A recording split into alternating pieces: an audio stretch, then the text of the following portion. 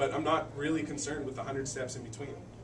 If it breaks somewhere in there, then the tool will obviously tell you that it broke.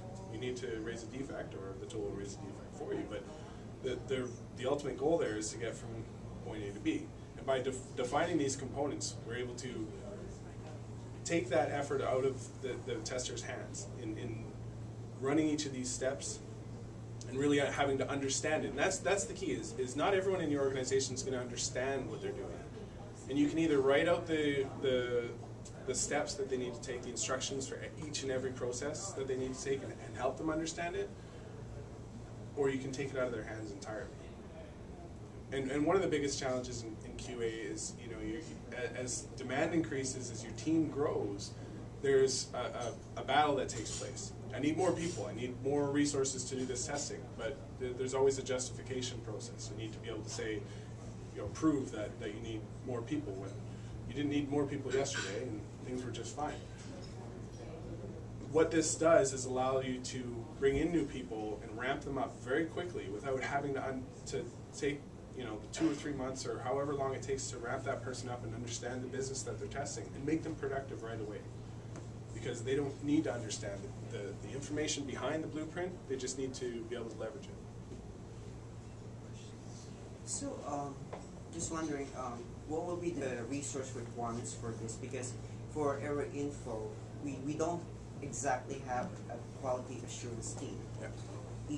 Each QA or each testers or testing is actually work within a project, and then we have some offshore team who's working with us. So, does the requirement to set up, like, to have this is to have our own quality test lab and stuff like that? Quality Center is really the key component there. Quality Center application. Are you familiar with Quality Center? Yeah. Okay, so if you have Quality Center, if you have access to Quality Center, then you have the ability to leverage this framework. So that's really it. There's no sort of outside requirements for, you know, building up a repository, you know, to support this framework. It's all built into Quality Center. And how does this will include the CMMI level kind of companies? So, without getting into the details of the maturity levels, HP actually helped or contributed quite a bit to the different industry maturity kind of definitions. In fact, we have our own as well. I can't remember what the book's called, HP Quality or something. We authored a book totally on this topic. Yeah. And really it's taking you from an ad hoc, maybe somewhat automated approach to a centralized automated approach, which in our own terms is going from like a 2 to a 3. CMMI, there's a little more granular definition there, but you're definitely moving towards a center of excellence with this approach, because when you're able to do testing from anywhere with any resource, you know, they don't have to be experts, and this is really what you're enabling with this framework, then you're definitely shifting towards that center of excellence approach, where you're managing testing, you're defining the standards of testing, you're providing the concepts that are required, and then it really doesn't matter who does the work. So an example is a business analyst will typically understand what the business processes are. He knows them better than any tester, right? So perhaps an approach may be that business analyst will, using the tool, draw boxes, label those boxes, say log on, transfer amount, account inquiry. He'll actually make that up. Even before the scripts are created, he'll make that up. Now a tester can go, oh, he wants to log on. Okay, well let me go and automate that or build a manual script for that, and for each of those components. So however you're organized, sounds like you're project based, right? But there's some business analyst that understands what is, at the end of the day, what are we doing? And what are all the different scenarios? We give him a tool to create that. So even though there's no application yet, you can automate? Absolutely. You can create automation from the very beginning, absolutely. In fact, you can do it at the same time that things are being developed, even when the code is being developed. In fact, that's the beautiful thing about this. So the requirements get stated, right?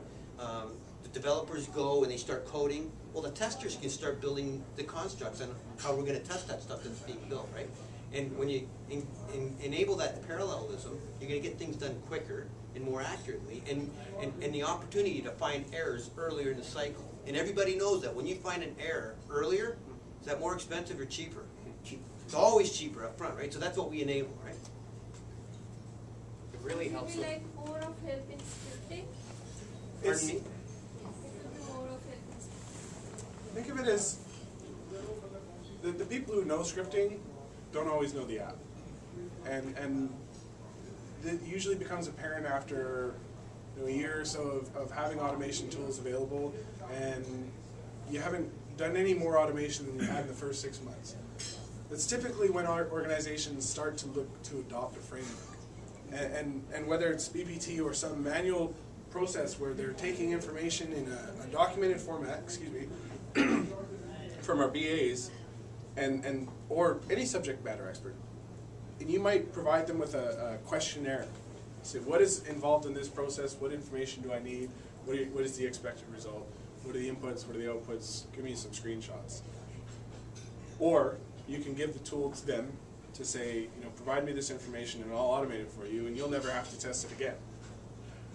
And that's really what we're providing, is that blueprint for the automation engineer who understands how to solve problems like CAPTCHA, where your application provides you with some gobbledygook and says, enter these characters. Automation engineers understand that. Business people understand the process. Those two aren't always the same person, and it really puts these two on the same page so that they can help each other from the very beginning. And it's captured in an enterprise application called Quality Center. So, as Shane mentioned, as you pull people in and out of teams, you've got a central repository with this information. It's really hard to come about if it's in somebody's head, right? About the maintenance of this. That's exactly right. I mean, so what do you think? So your question is ongoing maintenance? Because you've got it in a repository from version 1, right? You're now able to go back to that same component, and if there's been a change in the requirement that says the developer has to go build something else, well, it's in a repository. They can go back and make the same modification to that one component that'll affect all of your business processes in one place, right? So, right? Makes sense, right? That's how you dramatically decrease the maintenance cost. But that requires a knowledge of a person who knows the tool. Let's say Hardip is doing the script, and all of a sudden Hardip left the company. Oh man. So, If your question is, do you need to know the tool? The answer is yes. okay. That's the key.